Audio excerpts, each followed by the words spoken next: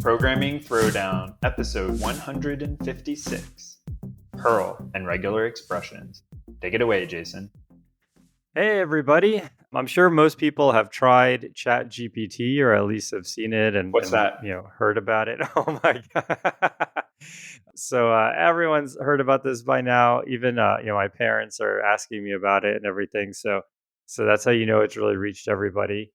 And I was looking into it and I thought this would be really cool if I could use it to scan my email. Like I had a bunch of ideas. I also had some ideas of maybe scanning some internal documents at work. But then of course, all of my ideas either involve running it a zillion times, which I don't, want to pay for, or running it at work, which is not a good idea. So Yes. so I was looking around at open source and I came across a couple of options. So there's one called GPT-4all. It worked really, really well, amazingly well. I was really surprised because when the image thing came out, when DALL-E came out, the open source, text to image stuff was not good at all. And it's still not really in a good place compared to the one from OpenAI. But this one is awesome. And you can download it onto your laptop or your desktop. It doesn't use that much RAM. It's quantized. You don't need a supercomputer or anything. And you just ask it questions and it answers you. And it's pretty amazing. Like you just have it right there at your fingertips. I don't think it can run on a phone. I don't think it's that good. But it can run easily on most computers. The thing about GPT-4all was when I went to like fine tune the model, or train a new model, it didn't work. Basically, they have a bunch of config files that they didn't put into the repo, and it's just not in a place. Yeah, it's not in a place where you can really train it yourself. At least I couldn't figure it out. Also, I think the repo is literally a week old. So, it's not like it's really had a chance to go through its paces. So I found another one called Stanford Alpaca. And that one had, a better repo and also kind of explained how both of them worked. So I'll kind of walk folks through that real quick. So if you remember from the ChatGPT episode, you take these large language models, you give the results to humans, the humans like rank them, and then you use reinforcement learning to like tune the model to try to return things that people would rank highly. That's really expensive, right? You have to pay all these people to do that. And so what these two projects did, which is really clever, is they basically just asked ChatGPT questions and then got their answer. So and then they're basically trying to memorize ChatGPT's answers. So they start with a large language model and they say, "Oh, when I ask this, I expect that, and that is, ChatGPT's answer." Now, they don't like super overfit to that, so it's like memorizing, but they do that just to, try to recover that sort of like the ML term is bias, but like try to recover that niche that ChatGPT had, right? And it works really well. I was impressed. The Stanford one, you have to download the large language model. I got a BitTorrent of it. It was 300 gigabytes. So it downloaded over the night. Yeah. I don't even know why I'm doing this on my personal computer. This is probably never going to actually work. I think you need like some industrial strength computer, but I'm going to try it out.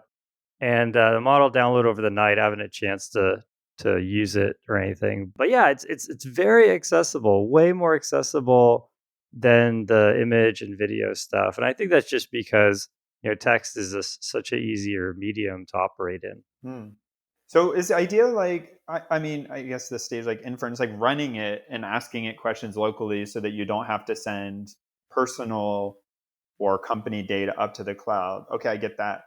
But is it accessible in the way where like I want to fine tune it on something or have it think more thoughtfully? Like, I guess there's two things, like setting up that problem and how difficult it is to set up fine tuning or training data. And then the second thing is actually like, do you need 6 GPUs and a bazillion gigabytes of GPU memory to be able to do those, or can you actually do it on your computer given enough time?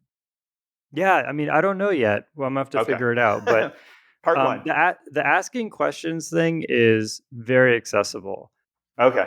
But if you want to fine tune it, like let's say you wanted to read your internal company wiki, and then be in a position where you could ask it questions like, what are the repositories in my company, like the Git repositories in my company. That is the part that I haven't got to yet. They did say that you need a GPU with like a ton of RAM. I don't remember the exact amount, but it was an insane amount of memory for a GPU. So yeah, I'm not totally sure what's the best way to fine tune this. Like maybe you take this 300 gigabyte file and you put it on Amazon, and then you borrow an expensive Amazon machine. Sure. But then that Amazon machine now needs to be able to read your company wiki. Yeah, I have no idea how this is going to work, but I do think that there's something really powerful here. So this is I mean, like, I don't want to say killer because everyone has the next killer app for all of this. But if you could come up with a way of doing this very like straightforward, having like internal search. So this thing you mentioned, maybe people who aren't at big companies don't sort of like have this problem or realize this problem. This is a problem I run into constantly. And you said just like, what are our repositories? But listing them is one thing. It's just like there's 5,000 tasks you need to do, but you don't need to do all 5,000 routinely. Maybe your team or sub team doesn't have that knowledge. So even just finding the team to ask, or maybe they've even gone ahead and put it on the wiki, like, here's how you set up your account and do all this. So just asking a question like, how do I do task A with dataset B? You can't go to Google and type that in because what you need is, like you pointed out, you need to create an account at this, go to this portal and fill in your information, which will create you this role. Then you need to go to this GitHub, clone this GitHub repository, and then run this command. And then your computer is authenticated and you do this. Asking a person on that team, if you could find the right team, is actually super straightforward. But finding that team, getting them to like answer your call, and then forcing them to like do that over and over again is like very difficult. So everyone says, why don't you put it up on a wiki? They go, well, we did. We put it on this wiki, but like you need to know the search terms to put into Right. what system exactly to find that. Like it's a just very difficult, subtle problem. And we tell folks on my team constantly, oh, put this up on a web page, put this in a wiki. And we do. And then we constantly field questions from other teams about like, well, why didn't you put it? And like we did here. Well, it's not in this form, or it's not linked into this hierarchy, and it's like, yeah, but how do I find out that you wanted it there? Like this is a very, very difficult problem, I would say, for large companies. Yep.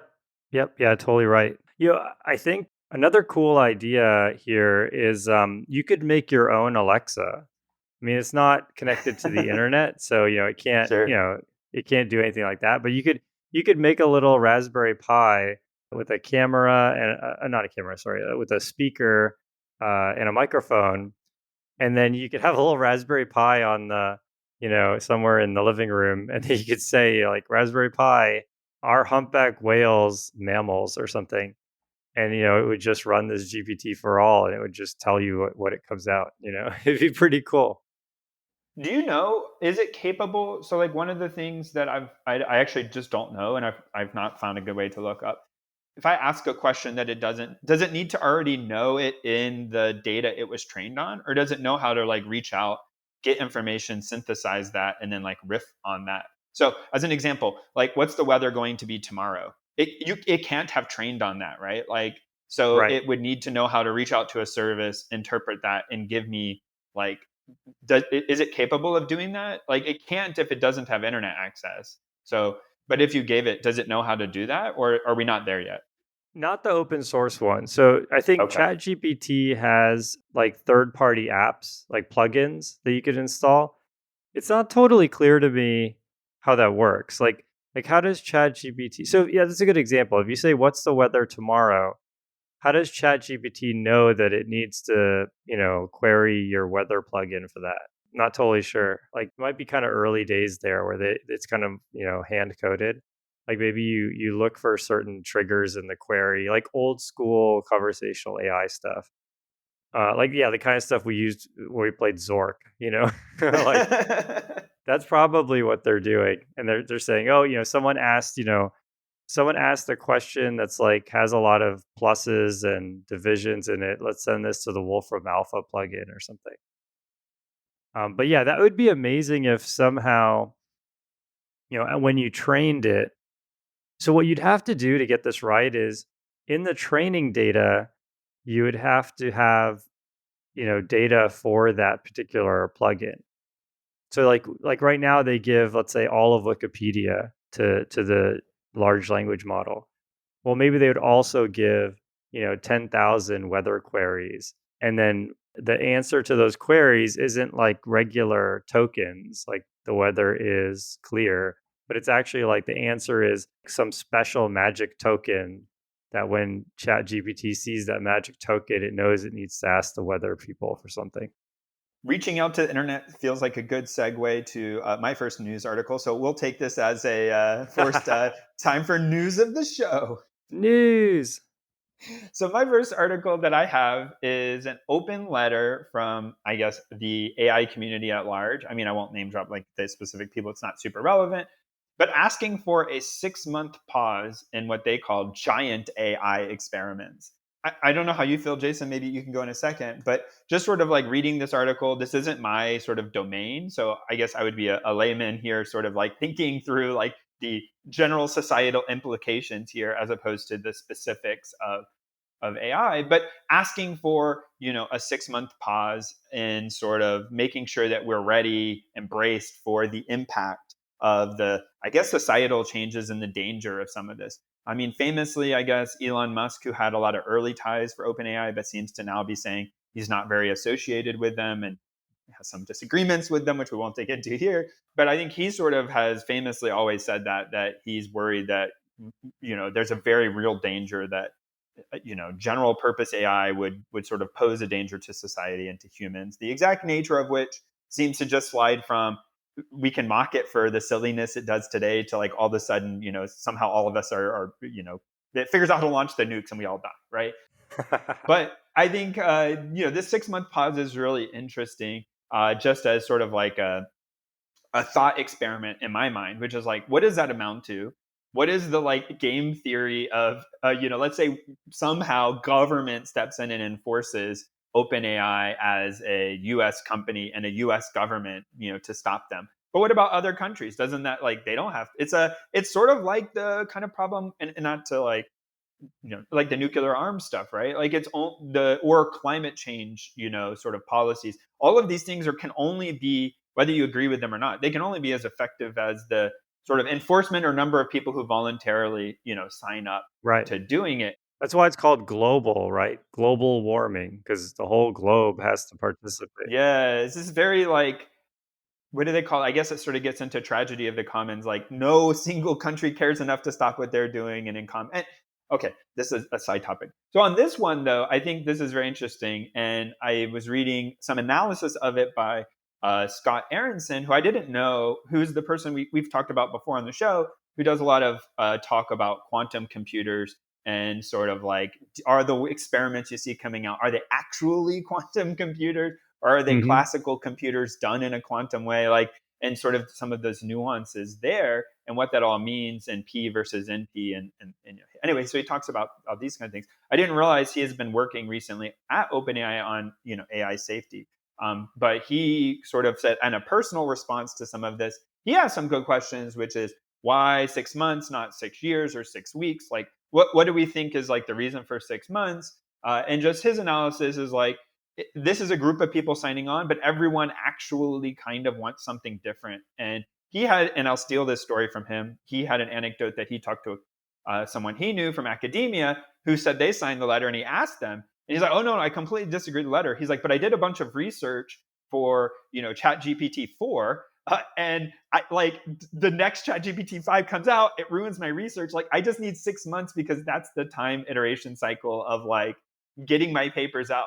So it's kind of funny because why that person signed it and why I saw, I don't know anything about this, like, oh, Steve Wozniak signed, this letter. Like those two people probably have very different like reasons and incentives for signing such an open letter. So it's just an interesting sort of like news article. It's very prescient today for like, all of these things are saying, is it really the end? Is it the beginning? Is it a fundamental shift? Is it another personal 3D TV in your house for like, it's just a fad and it's going to die out.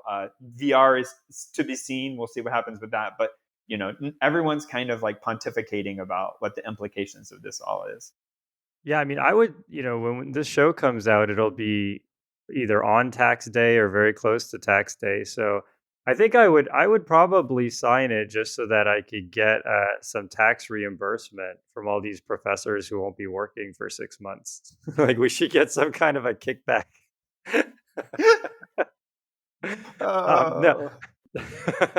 I think, yeah, I mean, it's true. The 6 month, there's an interesting historical fact here, which is that countries that try to limit technology, it almost never works. Like I think the one that comes to mind is when China banned the steam engine back in the 1800s. They did it because they had kind of almost like we have the taxi medallion system, right?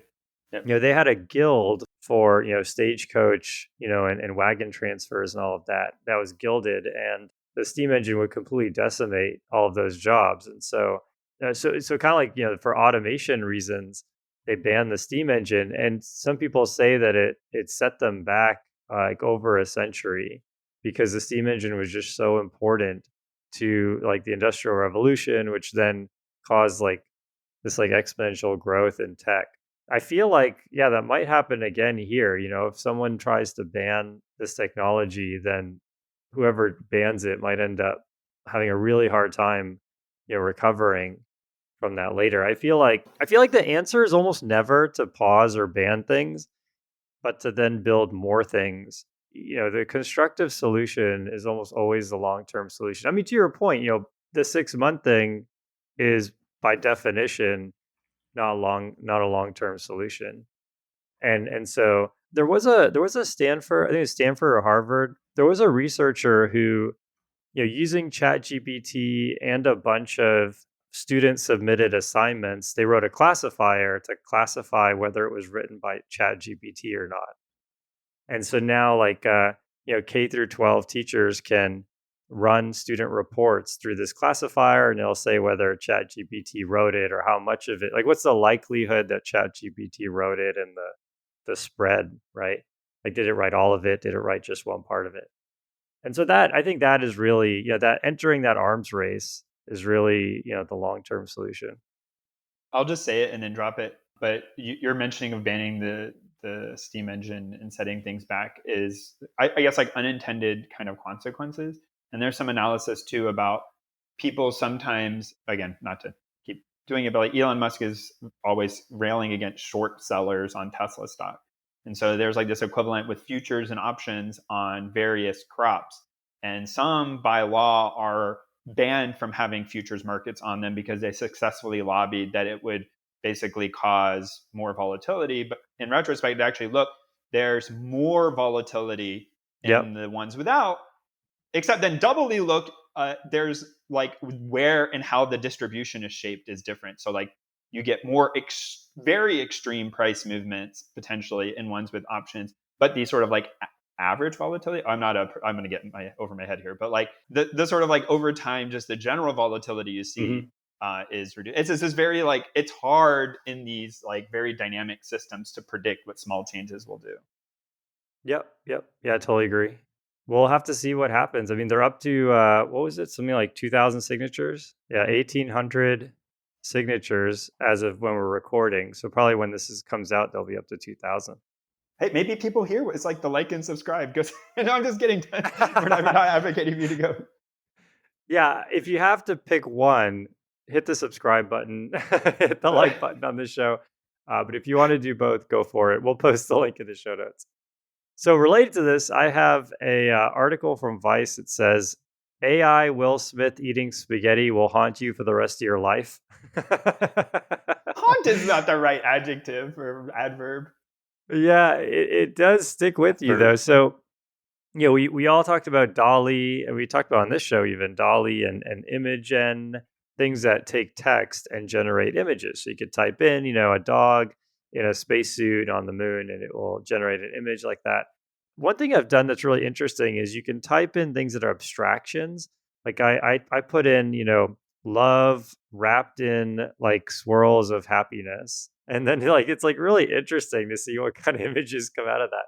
But these are just images. So what's the next level, the next dimension? That is time and video. And so someone has made the same kind of thing, but with video. The thing about it is, it's just you have to watch it. I mean, it can't really do it justice over the airwaves, but basically, it just moves in ways that are not Euclidean that really freak you out. And you look at the video. So someone put in Will Smith eating spaghetti. You look at the video, and it's definitely Will Smith eating spaghetti. I mean, it's completely It is. unambiguous, but it's just so odd. Oh man, what was your take when you first saw that?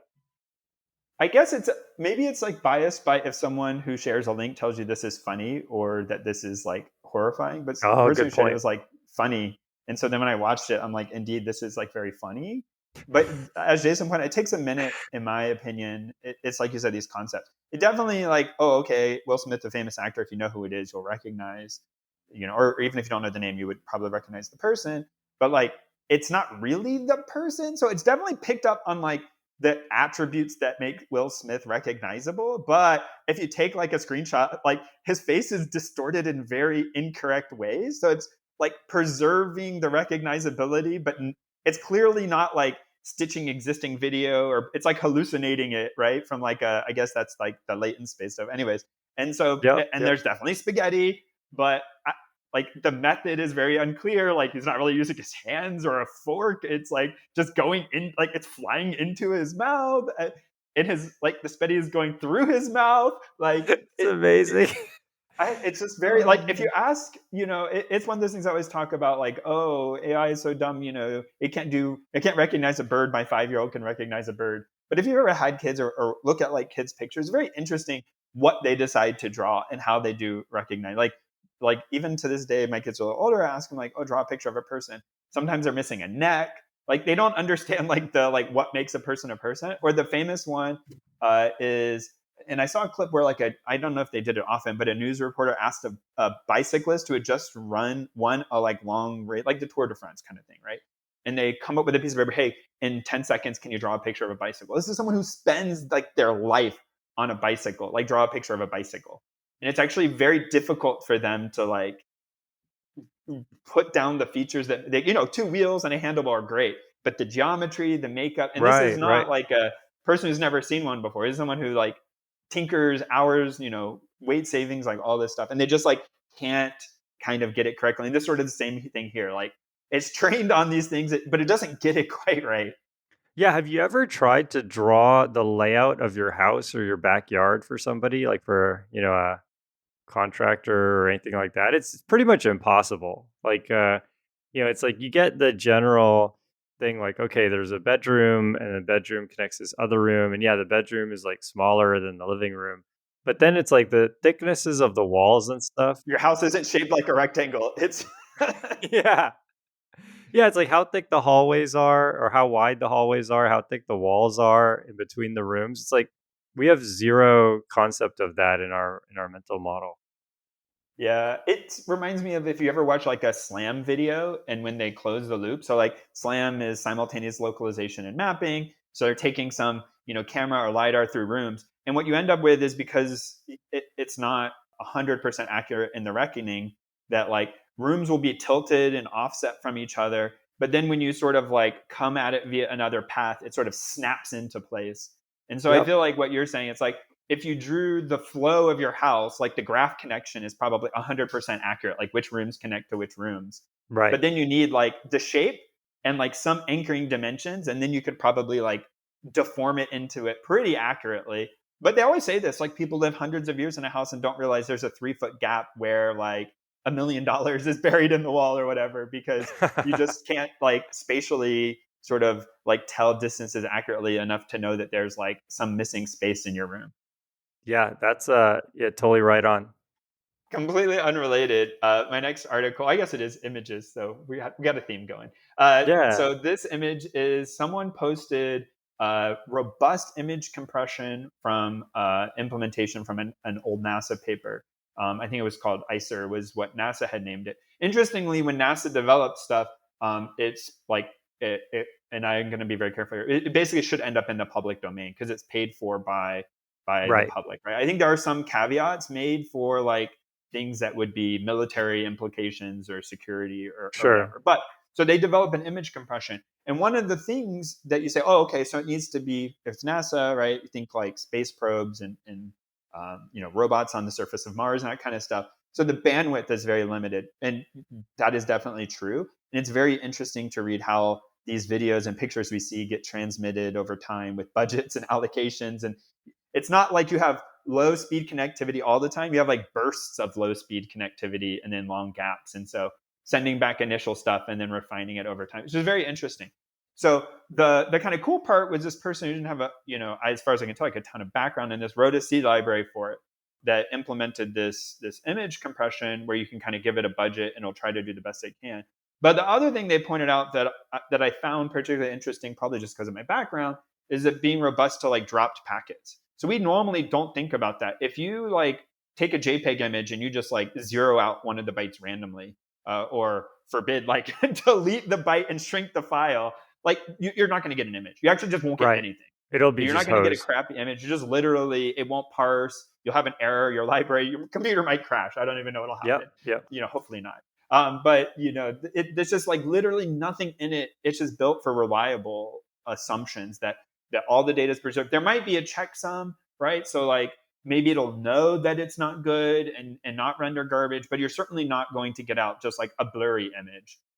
And so what I thought was really cool here is thinking about a way of transmitting images or videos, which are sequences of images, in a way where like you don't have any assumption about packets getting through. Of course, if none get through, you get nothing. But like Sure. just randomly dropping one.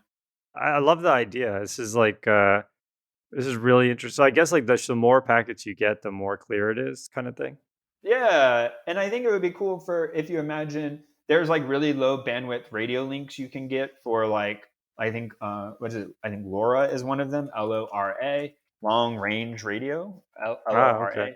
But the bandwidth is very low, so they normally just use for like sensor reading, text message. But it would be cool to say like if you set up a camera at an edge node where maybe you had poor radio connectivity and you wanted to put a camera there and you wanted to like send back an image, but your connection sometimes gets through and sometimes doesn't have a ton of bandwidth. I think there's a lot of interesting opportunities there. And it's funny how we take for granted. I saw the other day, you can go to the store for sort of animal watching, bird watching trail cameras, like get a security camera that you like strap to a tree that has like a cell phone subscription. And it'll like upload when there's motion, it'll like take a picture or a short video Ah, and upload it over your, cell phone connection plan that you buy. It's not a full plan, but and it's just yeah. like, wow. And you just go to the store, right? I think you just go to the, Best Buy or Walmart or whatever, and they have one of these. It's just like, this is crazy to me how fast this sort of changed.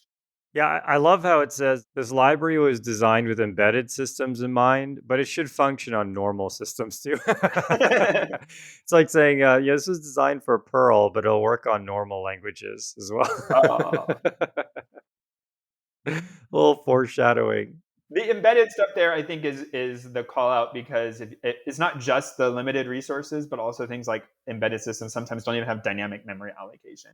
And you'd be surprised Oh, I how see. few like off the shelf libraries will work if you say you're not allowed to run new or malloc. Yeah, that makes sense. Makes sense.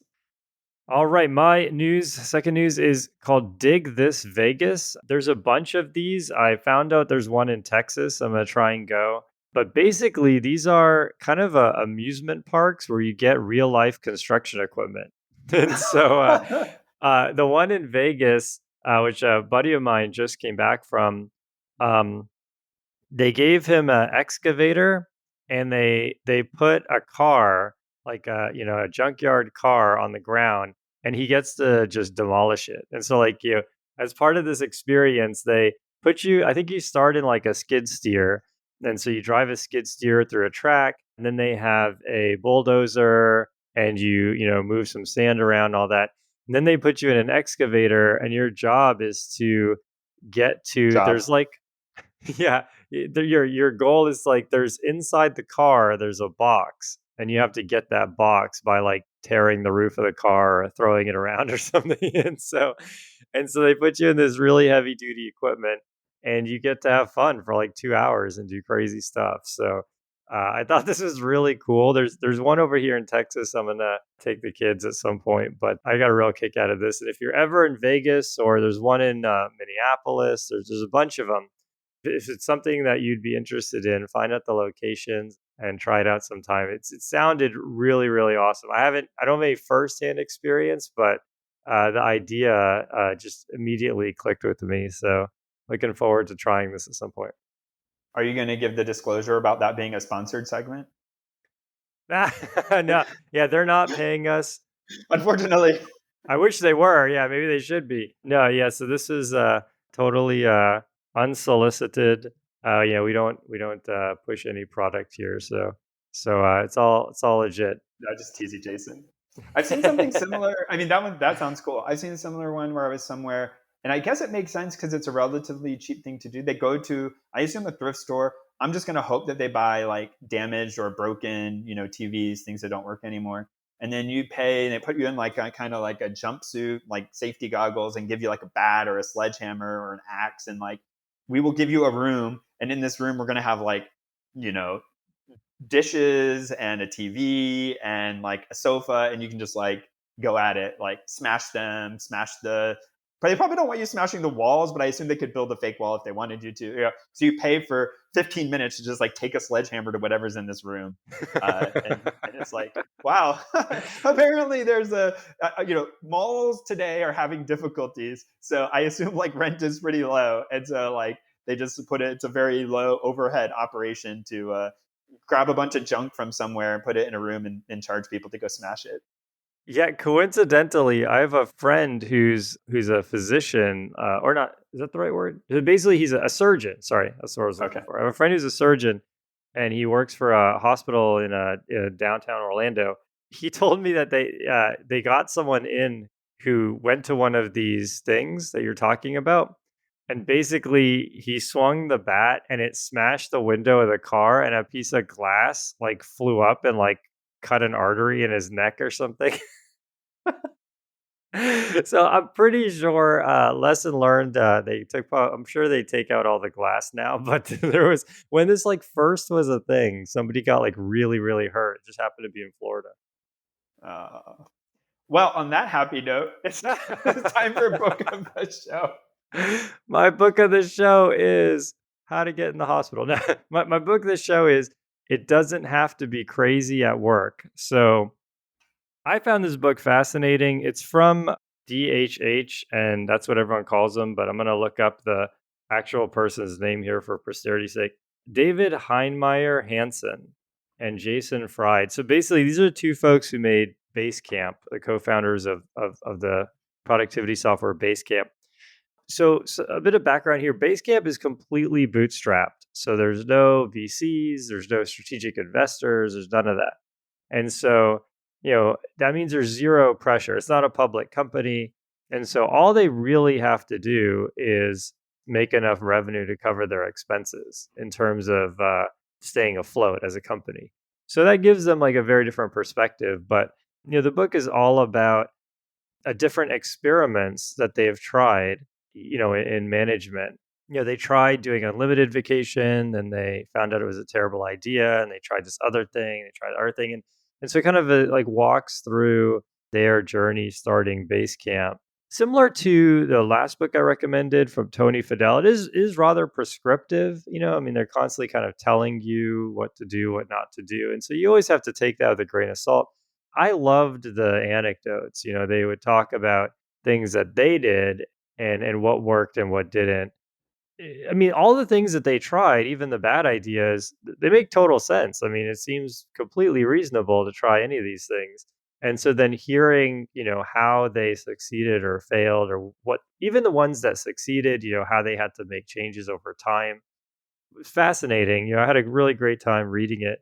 I did finish the book a few weeks ago. So I read it cover to cover, and, it's relatively like what's the word, like homogenous. Like every chapter is kind of like a different story, but once you've read the first chapter, you kind of see the pattern.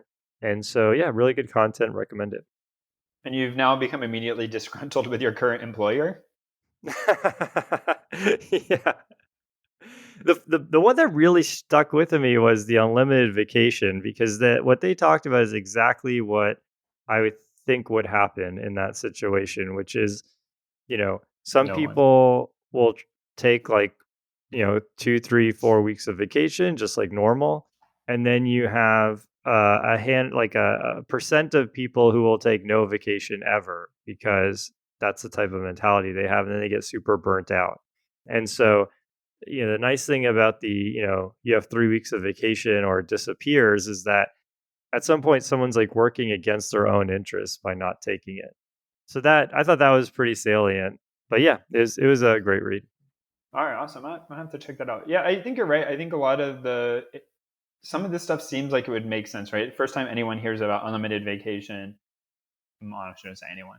A lot of people probably like that would be amazing. And then it's like, yeah, but you do realize if you just if all you did was take vacation, you're going to no longer have a job. Like and it's Yeah. very difficult, like you said, to how do you deal with I don't want to say guilt, that's not the right, like how do you deal with some managers being like, yeah, sure, do whatever, and other managers being like, no. And so yeah, it does become very nuanced. Even with vacation, you have like how much is sort of socially acceptable to take at once. So most Right. businesses either give you a set amount a year and it expires each year, or you get some each year and it kind of builds up, and then there's like a max, and you, like you said, you have to either take it or lose it. But there is still some, like, I don't want to say uh, interaction, negotiation about like, yes, you've earned 4 weeks of vacation because you haven't taken any for the last 18 months, but like taking it all at once is still a big ask rather than taking 1 week at a time. And so I think there's a lot of like, oof, a lot of difficulty in navigating the politics of that. Yeah, totally. I mean, one thing that is, really controversial, but I stand by it, is that I feel like in many ways it is a zero sum game. And so, people will say, well, we have this, we at Company X have this performance rubric. And if theoretically, everyone was greatly exceeded expectations according to our rubric, then Company X would get everyone a greatly exceeds expectation and everyone would get a 3 times bonus. But, you know, is it a coincidence that that never happens? Like, do you really think it's a coincidence that like there's always, the same relative, like pretty much distribution every single time? And even if that did happen, people want to get promoted, and there's the distribution of levels seems to stay the same all the time, right? So yeah, I do think that, given that there are parts of it that are, relatively zero sum, or we'll say low positive sum, then there's going to be a class of people who will just be as competitive as humanly possible. And what they'll like in the short term, and in the long term, they'll get, as I said earlier, like totally burnt out. And so yeah, it's really difficult. It's almost like getting someone to take medicine, you know. It's like it's bitter, but it's really important. Mine is a fiction book, which is The Prince of Fools by Mark Lawrence, which is the first in a series called The Red Queen's War.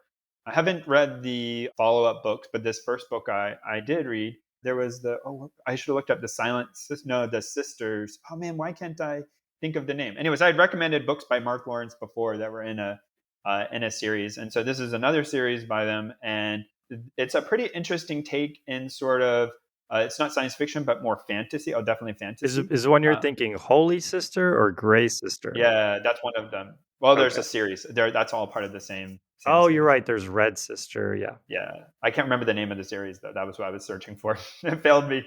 Didn't have my notes together. So the Prince of Fools is this Red Queen's War #1. They're introducing sort of a new world, this new concept. I think Mark Lawrence does a pretty good job of this sort of like setting a very interesting, not grim world, but kind of like things are sort of like oppressive and problematic, and you don't kind of always understand why or what all is going on. And then as the story progresses, you sort of get that feeling of like learning more and understanding the way the systems work. And I think that's repeated here. So I'm looking forward to reading the rest of this series. But there are kind of like two main characters here that are interesting dynamic because one is sort of like a privileged, spoiled person, and the other is sort of like a very gruff, like raised on hard times, kind of like a Norse warrior. And they kind of have to like end up going at things together and helping each other, even though like normally they wouldn't be associated. And so I found it a really nice read, and looking forward to reading the rest of the series. Nice. So is this a completely separate thread, or did you have to read the sister books first? No, well, I haven't yet even seen any references to the other one, so Got it. I don't think it's in the same universe. I think that's the way of sort of saying it. Yeah, that makes sense. Oh, very cool. Do you think this is a good one for people who are just getting into like I guess dark fantasy or epic fantasy? Oh, ooh, that's a good question. I don't know. This is hard. This is like asking we answer this one, but like it's still a hard one for me. Like, what would you do today to get into programming? And it's like when I got Right, into it, right. and today it's like very different. So it's hard. So I've been reading fantasy for a very long time. So I'm not sure that I'm called. I'd have to think. I'm sorry, I don't have a good response, Jason. I don't know. No problem. Good question. I just don't know how to answer it. I think maybe one answer is just any book that you pick up is going to be a good first book. So if you're out there and you're looking for a really good hobby, this is a great way to get started. I would say that like having a book that pulls you in, and like regardless, you'll sort of make it through. I saw someone pointing out that there's a weird cultural thing, and I don't know how global it is, but that people have this thing when they start a book that they feel they got to finish it, like they want to finish it. Even if they don't like it, they won't start a new book until they finish the first book.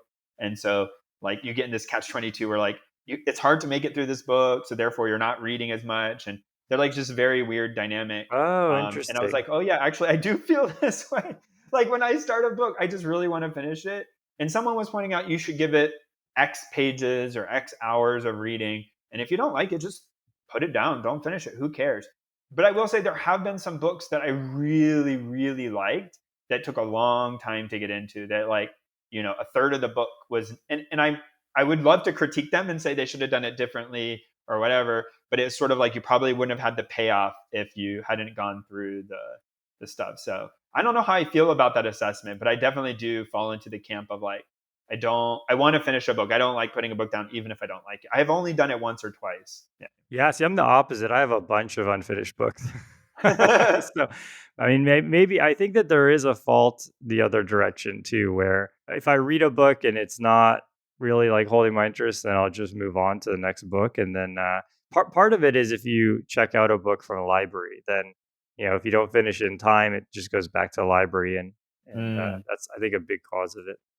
Well, if you like these books, you should definitely check out our affiliate links. So if you want to, get into epic fantasy or you want to read about it, doesn't have to be crazy at work.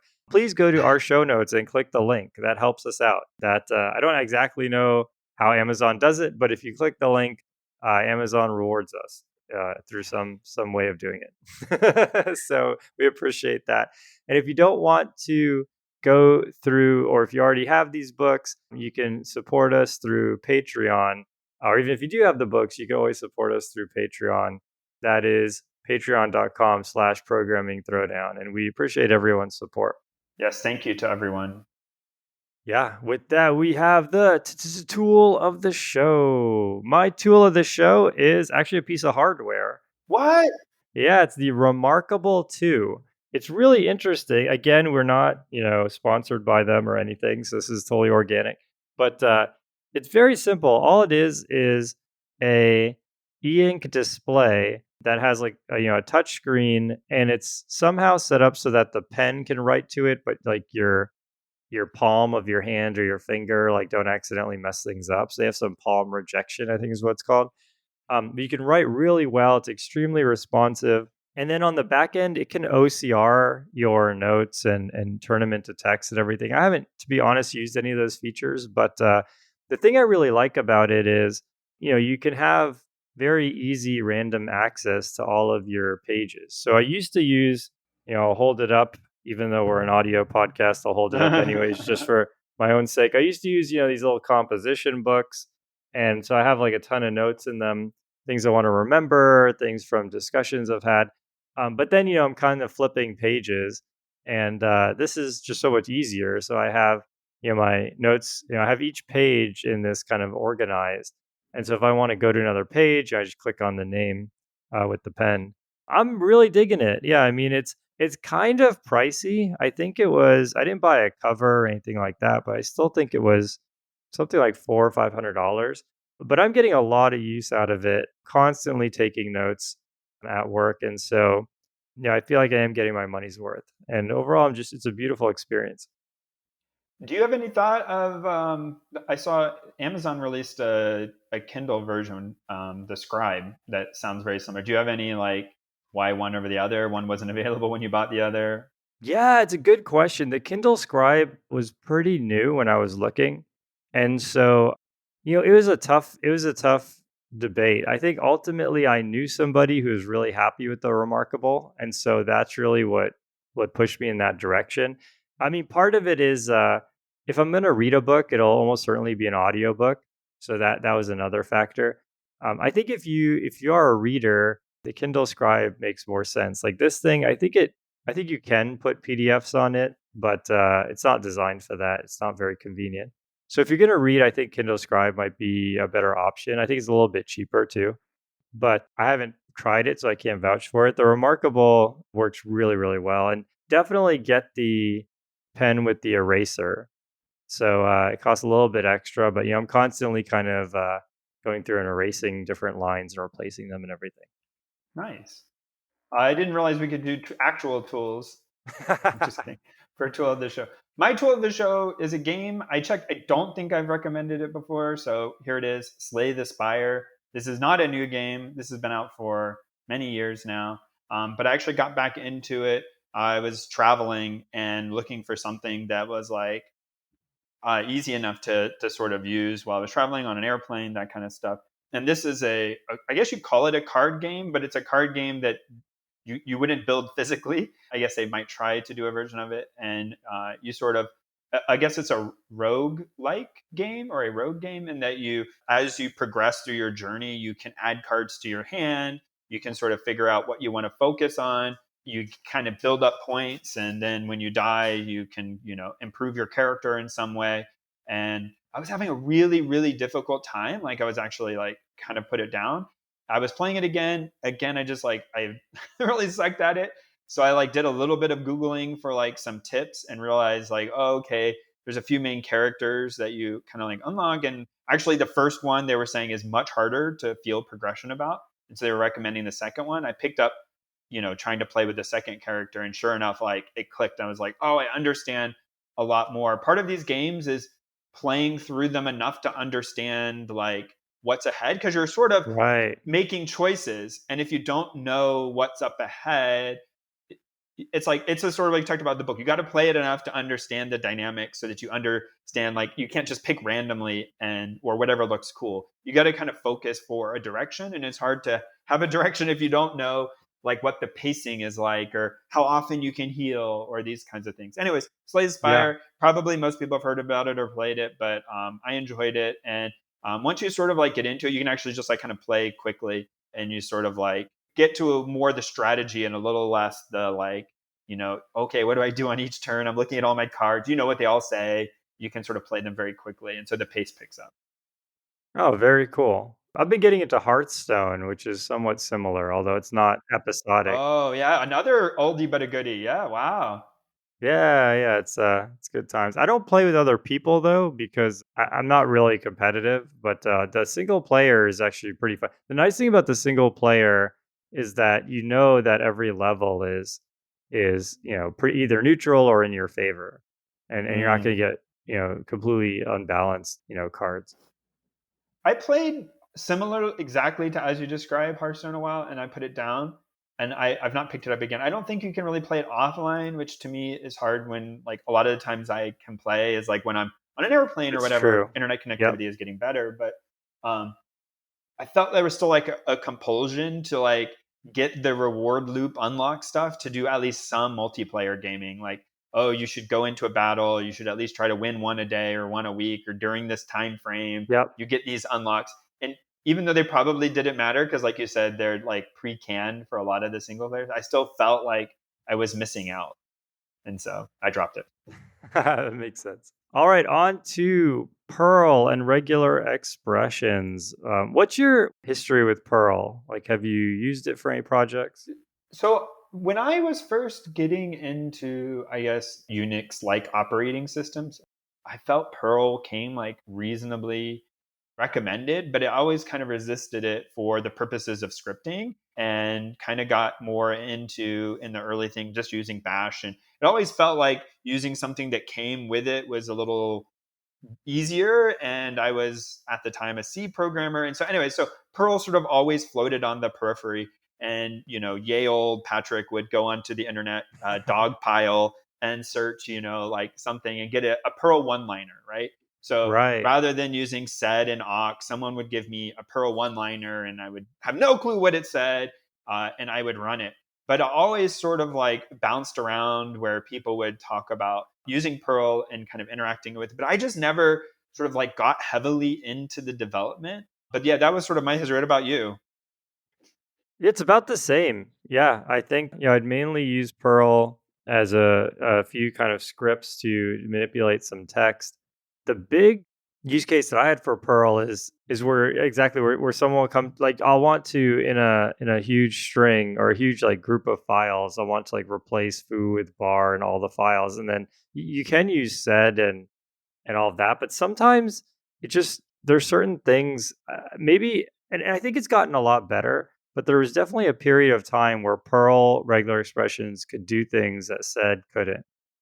And so it's like at some point you would try to do something that you read on the internet and it wouldn't work in sed, and you'd have to like go to Perl. Even actually pretty recent, the Mac version of sed, the one that comes with Mac or comes with FreeBSD, Oh, this is, yeah. is like not doesn't have all the features, and so you have It's to not go fully and get compatible. Yeah.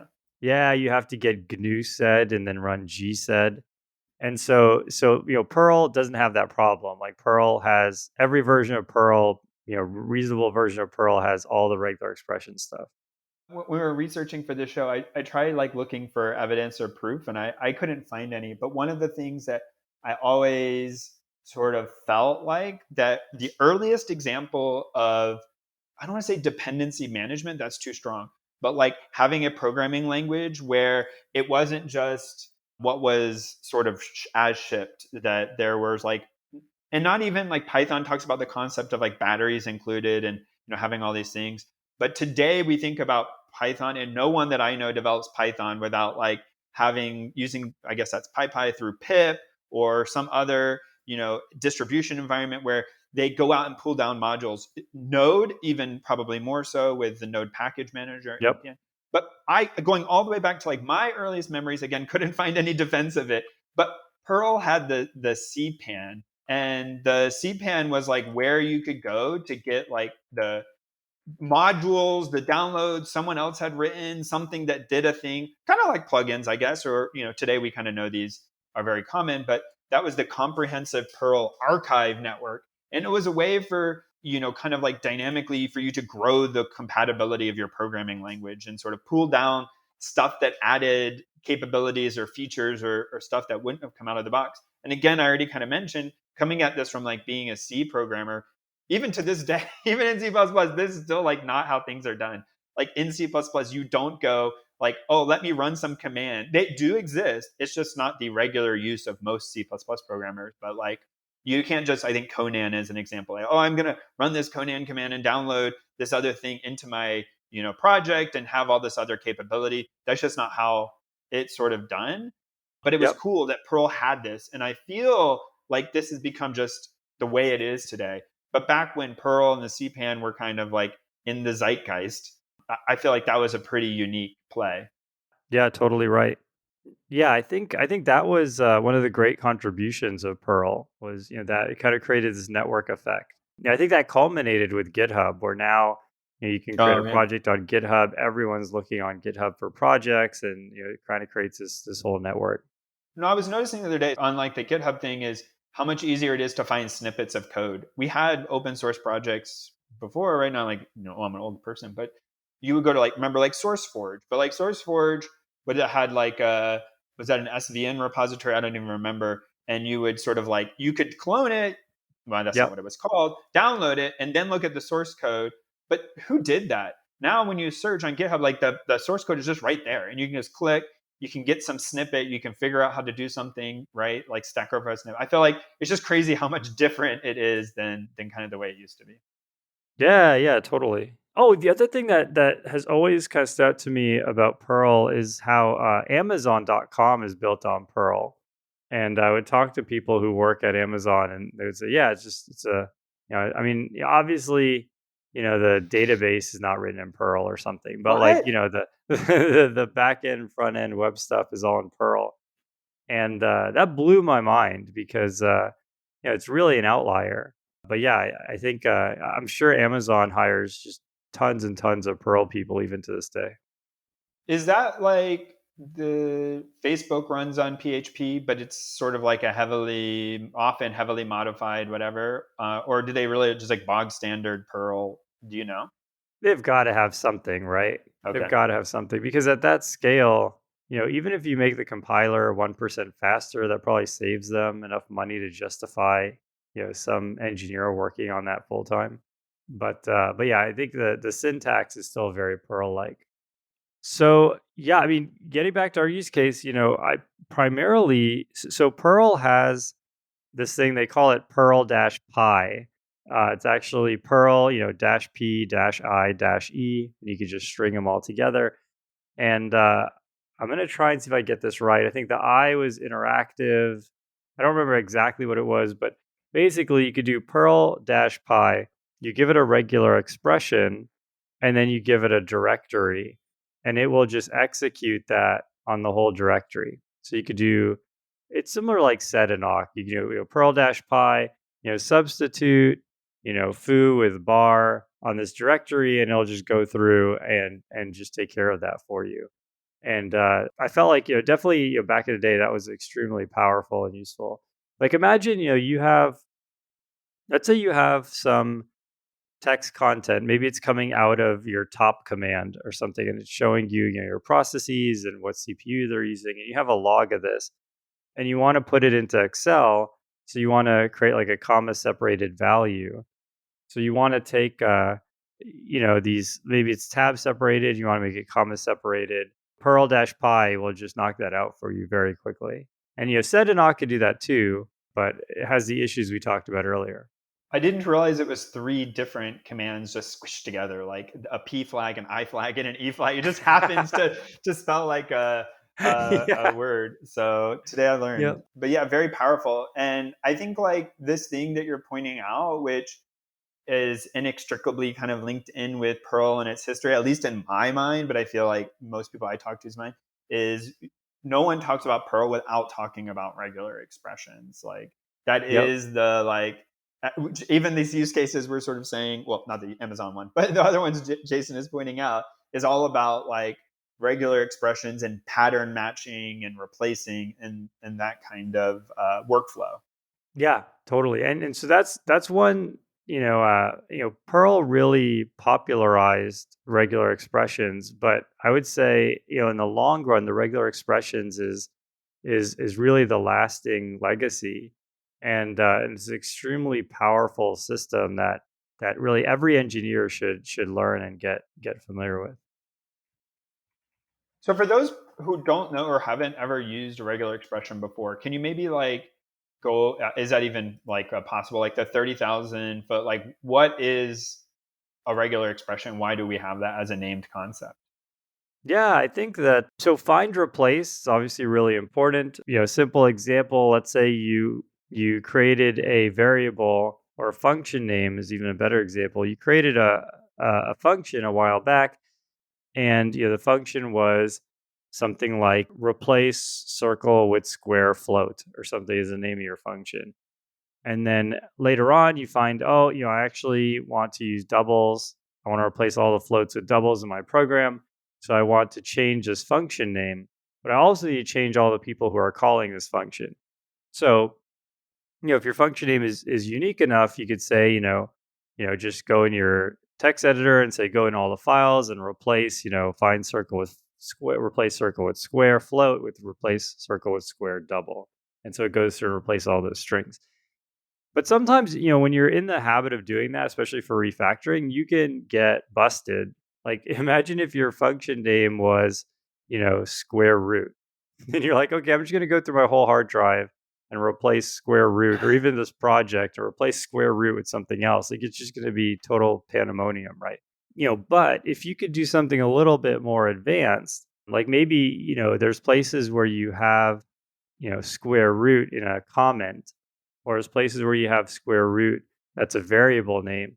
So I want to say like, let's actually look for square root with an open parenthesis. And so like you start getting more and more complicated, find replace type things. Like another example is maybe I want to find like contiguous sections of white space and replace all of it with a comma. So if I have, Patrick space Wheeler, I don't want to have like comma, comma, comma, comma, comma. I just want to have one comma for that whole block, right? So you can imagine like a whole bunch of scenarios like this, and regular find replace just can't do it. And so regular expressions were designed to do kind of text processing, you know, more advanced text processing that we can't just simply do with find replace. Yeah, so I guess if I riff on that, it's if you go in your text editor and you special key F, whatever that is on your control or what is it, command in Mac OS, and you find something, it is like doing substring matching, right? So it's looking for like Hmm. a contiguous set of characters, so one space or two spaces or A, then the letter B. But what Jason is calling out is sometimes that's not powerful enough because, as an example, if you wanted to eliminate a word in a comment and you don't know where in the comment it takes place, and let's say I'll use the example of C++, and we know that we use the backslash at the start of the comments in our project, then what I want to say is I want to find backslash, but then I want to skip to anywhere in that line where the word, foo is, and I want to replace it with the word bar. There's no way for you to do like control F or control R for find and replace. There's no way for you to specify in the normal default behavior of most of those to say, look here at the beginning of the line, skip some stuff, and then match this. Like that kind of matching isn't Right. supported. So a lot of them do have the option of going into a regular expression mode where you kind of write this, and that's a useful feature. But as Jason is pointing out, you need a special grammar or a special language for describing these more complex operations. Yeah, I actually want to interject like one kind of story here. When I was a junior engineer, I would get really, really frustrated when people would ask me to refactor things in pull requests. Is they would say like change the name of this function or indent in this way or whatever.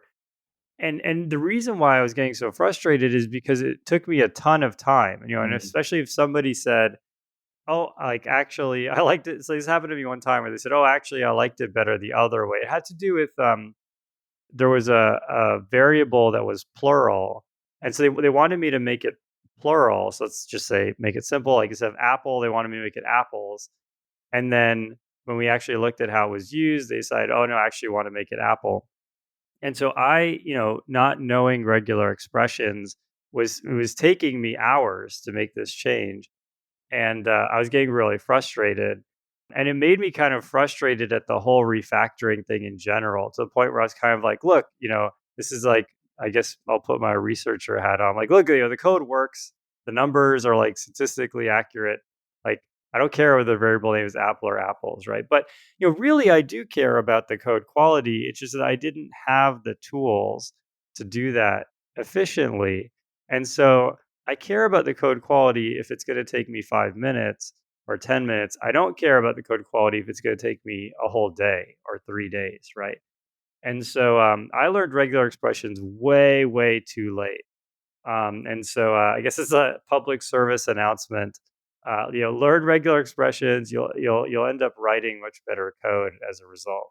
So one of the things about Regular expressions that I never got into, but I always find interesting is there is like a formalism built out around them where, we're describing very common end programmer operations where you want to run something, but sort of building parsers and the language and the grammars of all this. I don't think we're going to necessarily talk about here, but like I just point out to people that that is like a thing that you will run into or hear people talking about various ways of kind of doing these. Or if you ever going to write a domain specific language or some sort of thing where you're not just writing sort of a text input, but actually like something that helps script or run some of your programs, you'll kind of run into a lot of the more academic approaches. And regular expressions are sort of a end use implementation, of which there are a couple flavors. There's like a Unix flavor and the Perl flavor of exactly like what the special characters are, but it's part of this larger academic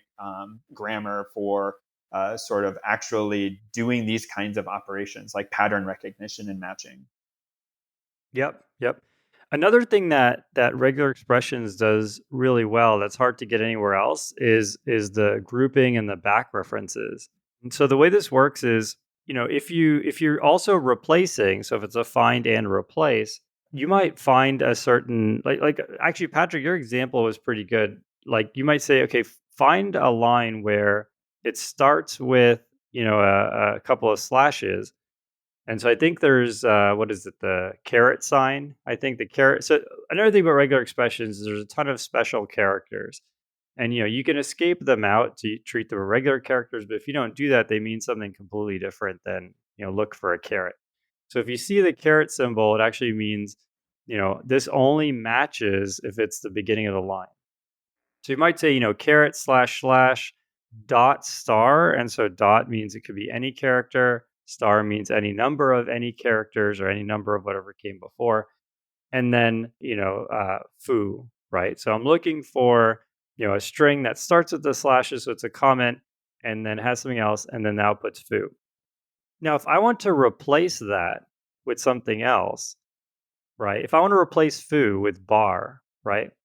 I need to keep all that other stuff. Like if I just say take that expression and replace it with bar, it's going to destroy the slashes and the dot star. Like my whole comment's going to be destroyed leading up to foo, and I'm just going to end up with bar. And then when I run that, it's going to compile error because I lost the slashes, right? So you can create what's called a group. So you can say look for something that starts with the slashes and anything, a wild card, and call that group one, and then look for foo after that. And then I want to replace that with group one, whatever that was, and then bar. That's the back reference. And so you can do these like really intricate find replaces using regular expressions, and that ends up being extremely powerful. I think also like the common, you were talking about refactoring, but like the common thing is like if the thing you're trying to find and replace is like a substring of some other common thing in your code base, I think this is where the regular expressions really help, as Jason's mentioning, like capturing that like I'm looking for this only at the start of a word, so it needs to follow a white space or it needs to be before an open paren. But then also sometimes if you are trying to like apple to apples is a good example. Is that idempotent? What is the phrase where it's like if you replace apple with apples and you run that twice, you will get a lot of occurrences where you get apples s like apple Right, right. ss because apple is a subset of the word apples. And so this is where it's really powerful. But also these back references and capturing this group of text allowing you to repeat stuff. So whatever you found after this, like capture it and then like put it back twice. Like I want to repeat that thing or I want to put it as part of some other something. So if I wanted to, I wouldn't encourage you to do that. But like if you were thinking about switching like from snake case, right? Is that right? Where it's the underscores to camel Right. case. So it's like if it's a start of the group or an underscore, then that whatever's next. Like imagine trying to do that like Jason described. It would take you hours and hours to like search your whole code base for underscores, ignore most of them, find the ones where they're variable names, like do these fixes. I'm not saying doing that with regular expressions would also be really easy. That's probably could be reasonably tricky if you don't know what you're doing, but it would be at least, approachable. Yep. And there's definitely times where I've been able to use some clever regular expressions, and it is indistinguishable from magic, or maybe indistinguishable from hours of labor.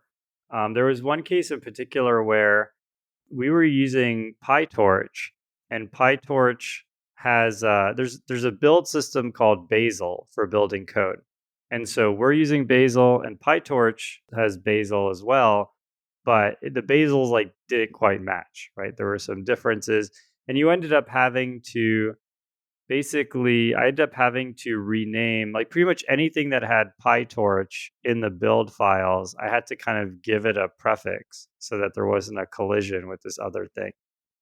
And so using some like clever regex, I was able to do that, and it ended up being a 65,000 line PR, Oof.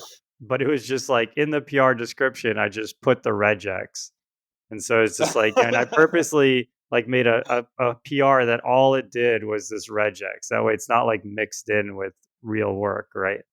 Yeah, and I mean, I mean, to do that by hand, right? 65,000, it would have been just intractable. We would have had to find another way around it. So regexes are super powerful. Highly recommend people learn them. And one really good way to do that is through these. Have you seen these, Patrick? These websites where you can put in sample text and regexes, and in real time on the website, it'll show you the matches and the references and everything.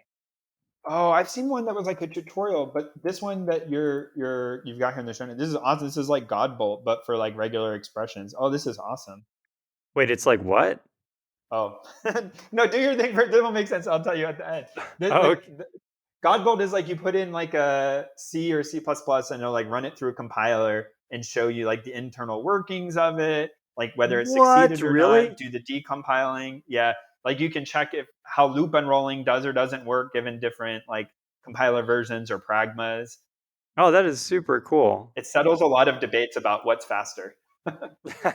That's awesome. Yeah, I'd never heard of that. That's really interesting. Is it called? It's called Godbolt. Godbolt, yeah. Okay, I just TIL. Today I Okay, learned. sorry. Um, There's a yeah. complete So distraction. so Regex Explorer, the way it works is you put a sample, and oh, by the way, one thing we didn't mention is you can even do multi-line matching.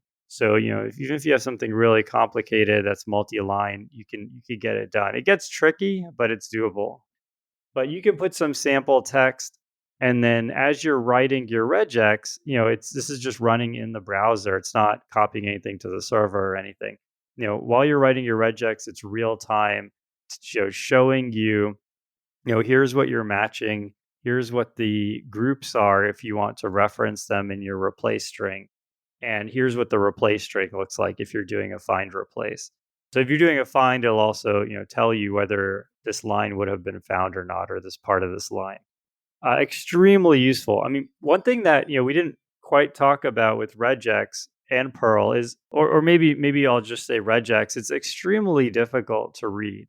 Reading a regex and trying to understand what it's doing is very, very hard. Typically, if I have a regex, I'll almost always put a comment in front explaining like what Yep. I was trying to do with this regex, because otherwise it's like slash bracket regular bracket ABC B dash Z close bracket slash close bracket. It's like it's just almost like hieroglyphics.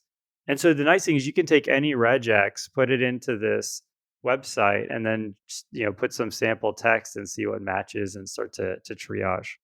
That's like a definitely good advice. Don't use regexes in your code to show off. Like if you use them, like describe them. I'm Right. not saying don't use them. That might be a bit too far. But I read some code base the other day that was using the ternary operator, where you like put a Boolean expression, and then if it's true, you do the first thing, and if it's false, you do the second thing. And it's like a way of writing one-liners. It almost never is not replaceable with an if else. And so it was very frustrating because it takes 30 seconds to read what it's saying instead of the 5 seconds of reading the if else statement. And they didn't write a comment, they didn't anything.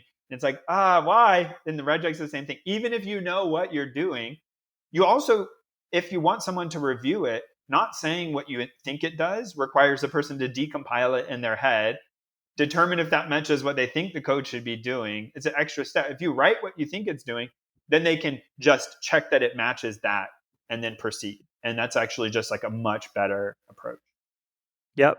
I've started even, I don't know if the one I linked has this. I'm pretty sure it does. But as you're going through, you can, or maybe there's a button somewhere. There's basically a button where you can share the state of your regex, exploration. So if you put in some sample text and you put in, a regex, you can click this button. Now, I do think clicking the button causes them to save the sample text. So if your sample text are like government secrets or something, it might not be a good idea. But you can click this, create like a shortcut URL, and then you could put that URL in the source code comments and say, like, this is the intent here. That's even better because now it takes people straight to that regex and they can see the decompiled result.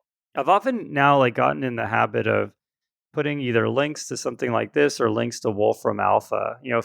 You'll see this in code all the time where it's like, like angle equals, and then it's like cosine divided by this times this, and then to the power of that. And then people are just kind of scratching their head. So things like that, I'll put a link to Wolfram Alpha. Yeah, I think for big equation, maybe the salient point here is treat a regular expression like a complicated math equation, and kind of give the right context. Man, you got the life pro tips buried here down at the end of the podcast, man. Yeah, people got to stay till the end. They have to listen to. Yeah, stay to the end. Great tips at the end. That's right. Yeah, producer, please make a note of that. Let's make sure folks catch the end of it. Are you just talking to yourself now, Jason? Yeah, okay. Oh, man. Very cool. Well, this was awesome. Yeah, I think we covered a language that we've this was a user request. Actually, it's a multi-user request. Over the years, tons of folks have asked us to talk about Perl. I think you can't talk about Perl without talking about regular expressions, and so we're able to kind of cover both of those, like almost a double header here. And thanks everyone for listening, staying till the end, and we appreciate it. And thanks again for all your support. See you next time.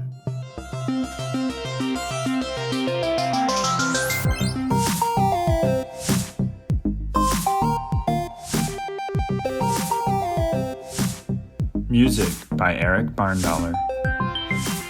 Programming Throwdown is distributed under a Creative Commons Attribution Share-alike 2.0 license.